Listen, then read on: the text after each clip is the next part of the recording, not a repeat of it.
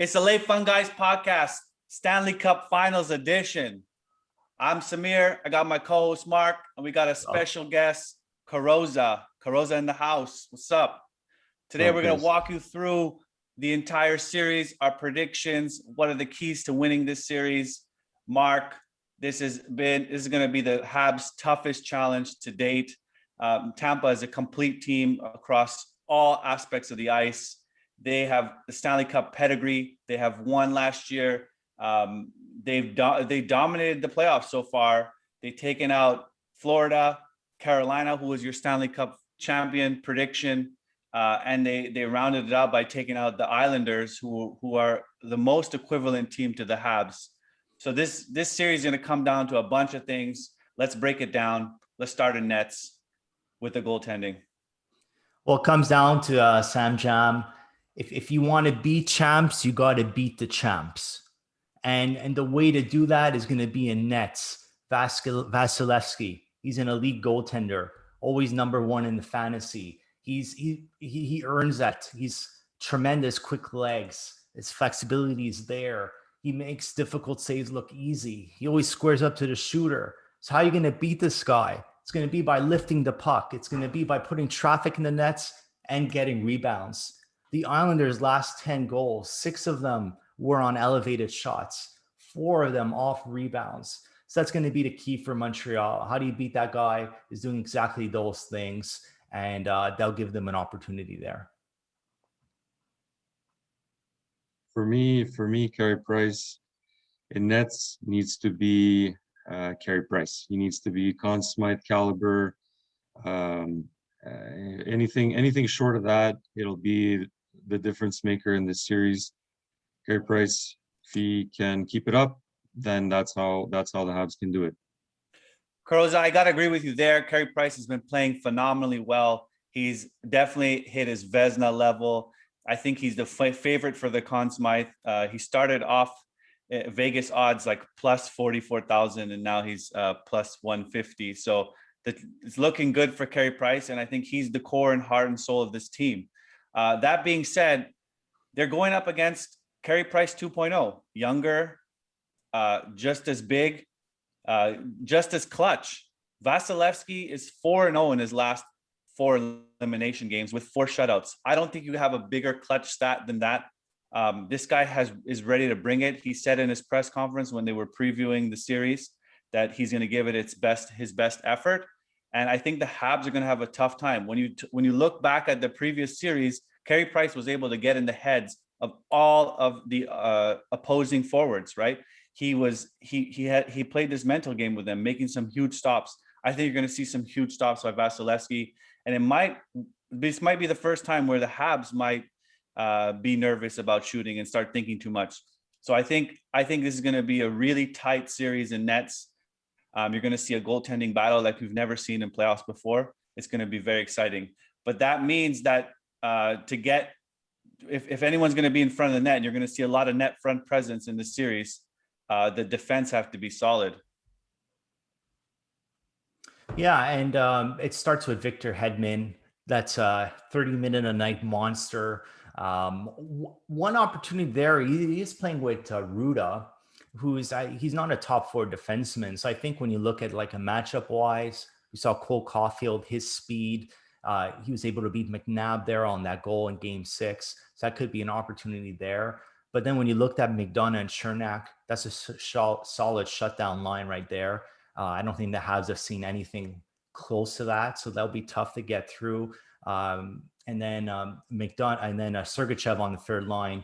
Each of McDonough and Sergachev got 5 block shots on Game 7 against the Islanders. So it'll be a key to get that shot through. But it's clearly a strong top 6 overall. But Montreal's top 4, I find, is a bit of an edge based off the way they've been playing. Top 4 of Montreal plays. I forget who said it. Somebody said they're like 4 Chris Prongers. Was that Ducharme that said that it's like having 4 Chris Prongers? That's not true. They're not Chris Pronger, but they're pretty solid otherwise. That top 4 again needs to continue to play solid. Weber can't slow down. Edmondson needs to show his Stanley Cup pedigree from winning a couple years ago. That top four needs to keep going also. So far for me, in goal and even on D, the Habs need to keep up how well they've been playing for them to win. I think that's my point so far. Both teams are filled with juggernauts on D. We run four mainly, and the other two, whether that's Gustafsson, Kulak, Romanov, Merrill, they get about 10 minutes each. But Tampa's D is 6 complete players. Yes, Hedman takes a bulk share of the minutes, but he's their, Norris caliber defenseman. He's incredibly good. He's been one of the best defensemen in the league for the last several years. But if you look at their bottom pairing, I mean, Mikhail Sergachev, he would be in our top 4. Then David Savard, he would be in our top 4. So these guys are solid all around. They have a solid 6 defensemen that they can deploy in any situation. I mean, Ryan McDonough, another Habs draft pick. They got 2 Habs draft picks on their D, players that we would love to have on our roster right now, and probably 2 really bad trades. McDonough for Gomez, that was horrible, and Sergachev for Drouin, where Drouin is not really playing in this series for personal reasons. So I think that Tampa's D is far superior. Our 4-man rotation needs to be solid, like you said, Carozza. They got to continue to play at that level. But then you got to look at the forward group they're going against. I mean, this is where we take the next step, right? Tampa's forward group is complete. It's full of depth. They have the pedigree. They know what it takes to win. They have Kucherov, who's lighting up the playoffs, and he's a born playoff performer year over year. It's a consistent thing. Braden Point, big time goals. Mark, how are the Habs going to overcome that forward power from Tampa? Yeah, Kucherov has 27 points in 18 games. Braden Point, 14 goals in 18 games. Truly fantastic. They're averaging 11 high danger shots attempts over 60 minutes. They're operating full cylinder. I mean, the key is going to be really, is Kucherov healthy or not? That's the true question. If he's not 100%, and he doesn't look to be, we saw that hit. He almost didn't play game 7. He got played less minutes. That's going to be a key factor. And I think that gives Montreal an opportunity. If Kucherov is out, it's not the same offense. And we saw game 7, they didn't even score in a power play nor an even strength goal. So I think that does provide Montreal with some sort of glimpse of hope. It's a glimpse of hope, but Tampa Bay won like 36 games without Kucherov this year. They had a great season without him, so they know how to play without him. So if he's there, even at 75%, it'll help. But otherwise, how Montreal can take care of this and get down to business is with Phil Danault continuing to do what he does. He shut down. I won't mention the guys from the Leafs, but he shut them down. They don't deserve mentioning. No, Winnipeg also, he did what he needed to do. In Vegas, those top guys did nothing. So Danault needs to be on Braden Point's back. He needs to be maybe stick tapping and making sure that Kucherov finishes the minutes that he plays with a couple bruises on his hands. Danault needs to do that, and the rest of Montreal forwards got to keep scoring. That that punch that we found, the scoring that we found this year with the Foley and with Goal Caulfield coming in and playing well recently. That's what Montreal needs. We need to pressure them. We've seen how Montreal can forecheck and hound on defenses. Let's test their defense as much as possible. You guys covered the biggest matchup for sure between the forward cores, the no line versus the point line. That's going to be your I think one of the main keys to the series. But in reality, I mean, it takes all 4 lines. And now if you look at Tampa, I mean, their second line has Stamkos and Killorn. Their third line has Yanni Gourde, a hometown boy, and Goudreau and Coleman. And their fourth line, Tyler Johnson, Colton, and Maroon. I mean, this team is stacked across the board. Yes, they got depth at every position. Yes, they got guys who know what it takes and can put the puck in the net at any given time. They've all come up clutch. But our team, I think our forward group is starting to evolve into something special, right? And Carozza, you touched upon it. Goal Caulfield. I mean, 4 goals in the last series. He's leading all rookies with points with 9. So he's doing his thing. I think Suzuki's starting to come in his own. KK has 5 goals in the playoffs, looking really, really good. He's got that vision. And then this fourth line. Yes, Armia is potentially out with COVID protocols, but latest reports is he's on a private jet to Tampa right now, reported by Arpin Basu. So we'll see. He's a game time decision. But I mean, Jake Evans slotting in to me is not a bad thing. This guy can play. I think he's a future. He's got a future position with this team. So across the board, I think the key to success is going to be the bottom pairings, right? You look at this KK line with Byron and Anderson, they found a lot of success against the Vegas Golden Knights.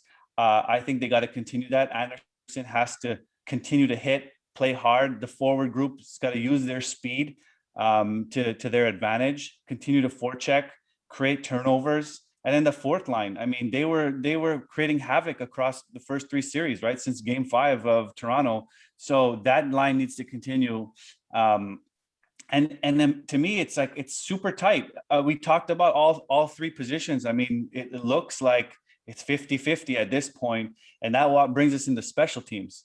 Now you look at the special teams, Habs have been dominating the penalty kill, killed 30 straight penalty kills, leading the NHL in the playoffs. You know, Armia is a big component of that, but Evans also can help. So that needs to continue. And then special teams on the power play. We've been getting some power play support, getting some runs in there. Shea Weber had his first goal after a while. Gustafson's helped that a little bit. Special teams is going to be a big part of this series. What do you think, Mark? Yeah, first of all, we have to hope we're going to get some more calls this series. Because I don't see why Gustafson should be in the lineup. If we're going to get the power plays, he's a real driver there.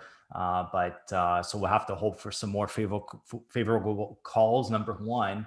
But the key to the series, Samir, it really comes down to specialty. It's going to come down to the Tampa Bay power play versus the Montreal PK.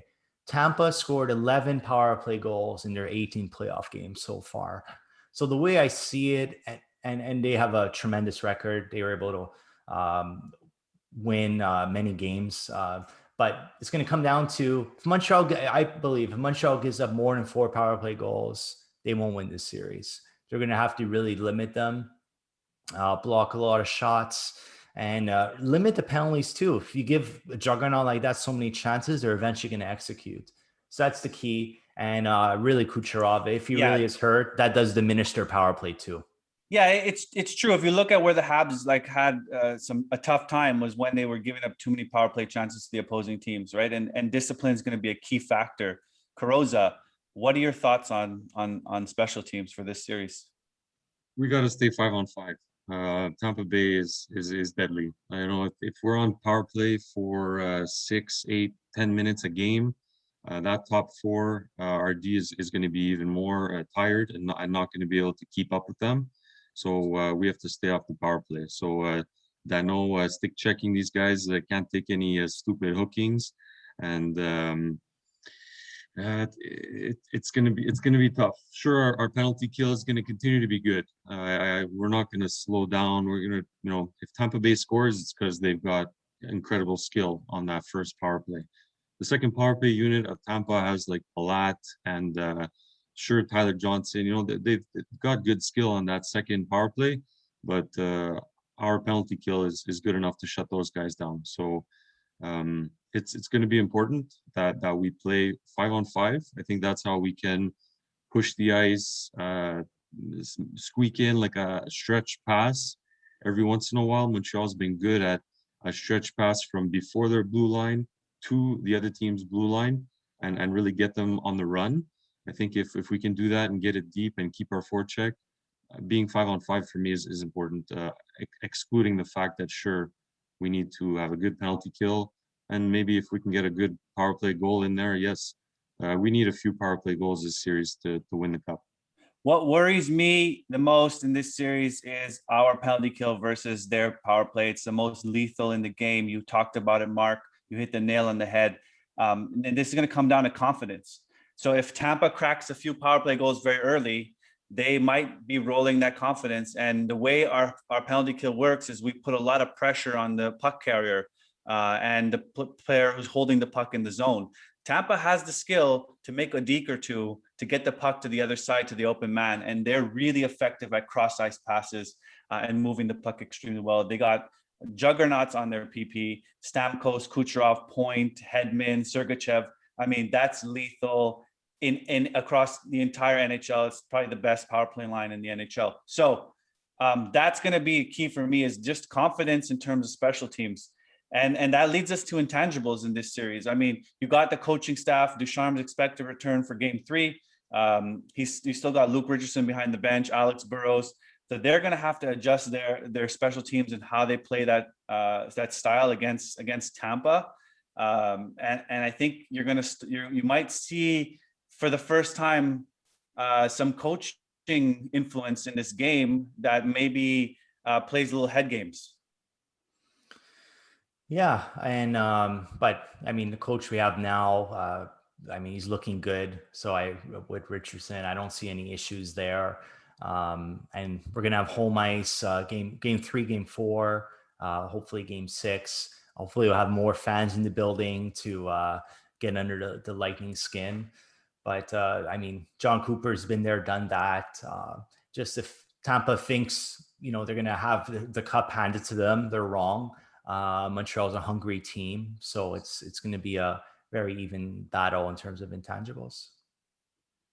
Tampa Bay, they know now what Montreal can do. Seeing what we did, even though it was just Toronto and it was a Winnipeg team without Scheifele.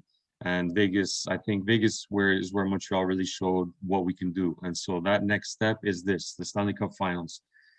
For me, the intangibles, nobody's mentioning him, and people are probably on his back because of this. But Brendan Gallagher, he's been very important at getting in the goalie's faces, pissing off the other team's defense. And I would not be surprised if that's what he does in the Stanley Cup Finals. He's absolutely going to do that. Yeah, him and Perry. That's it. These two guys need to do that. They're old school. Perry especially. They know what they need to do in the Stanley Cup Finals. Even though Brendan Gallagher, it's his first trip to the dance. And I think Gallagher is going to be the guy that is going to help Montreal get there. If everything else holds the same, Carey Price, defense, Dano, and the other scoring threats on the Habs. If Gallagher adds his touch, that's where the Habs can make this more than interesting. I just want to add to that, Mafu. Yeah, Gallagher, Corey Perry. I want to add Josh Anderson too. They played a physical game, and as I mentioned, to being an elite goalie, you need to put traffic in front of net, get those rebounds. And Corey Perry is really that type of player. If you look at the Stanley Cup Final last year, Game 5, how Dallas won that double overtime game, is Perry was in front of the net, got that greasy rebound. So they're going to have to really go full force there, and that's how you beat an elite goaltender. You guys are missing one of the key points in this. In every series so far, the Habs have had one intangible, which is the injury factor on the opposing team or a suspension. You lose Tavares against the Leafs. You lose Scheifele to a suspension, and Stevenson doesn't start against Vegas. That's top line centers across the board. Which top line center is going out this series? Okay, but Samir, like Montreal would have won every series, no matter any. Even with that, they were bound. I don't agree with that. But I mean, that's helped them. I think it's been a definite factor that we haven't really talked about, right? Every single series, one top 2 player on the opposing team or top 3 is out. That's pretty big advantage for a team. I think we're going to see what happens after game 1. I think Habs need to learn their lesson from the first game against Vegas, not get crazy in the scrums post whistles. I think that took out a lot of energy from them, and you saw them adapt to that in game 2, and really just focus on their identity, which is speed, forechecking during the play, getting in their faces. But once the whistle's blown, you kind of just move on to the next shift. So it's going to be an interesting series for sure. All Habs fans are excited. I mean, it's very tough for me to pick make any other prediction than the Habs. So, what are your thoughts? Who's winning this series? And est-ce que ça sent la coupe finalement? Been waiting 28 years for this, and we saw the celebration, the festivities, the fans are excited. I'm pumped.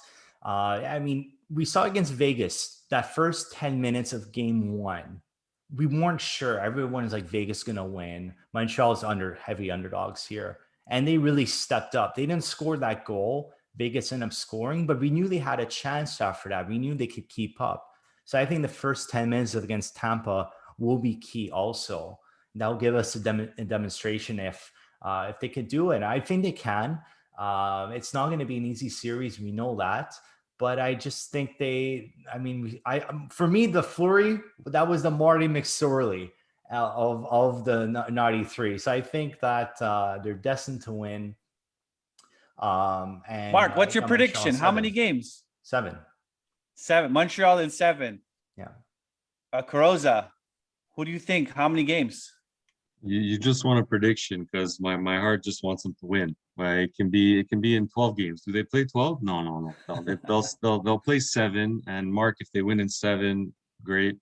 If they win in 6, great. But honestly, the Habs are rolling. Like I said, if everything falls into place, and I'm not talking about guys needing to be a million times better. These guys just need to play how they've been playing and realize that it's the Stanley Cup Finals, and then the Habs can take it in 6.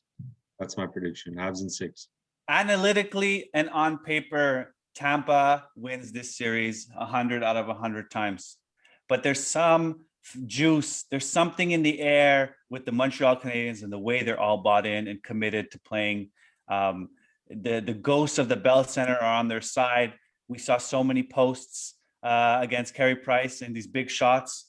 I think there's just something in the air, and like you said, Mark, it was Saint Jean Baptiste, the 24th of June. It was 24 degrees, and they're on their quest to the 24th Stanley Cup.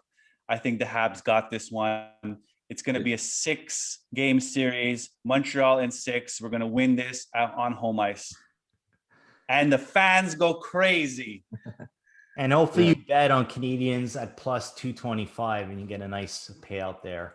At the same time. So game 1 tonight, 8 p.m. Eastern, 5 p.m. Pacific. We'll be back on post game to provide our analysis on game 1 and preview game 2. But until then, go Habs, go! Thank you, Carozza, for joining us today. It's all in the air. Something's in the air, guys. Thanks. Later.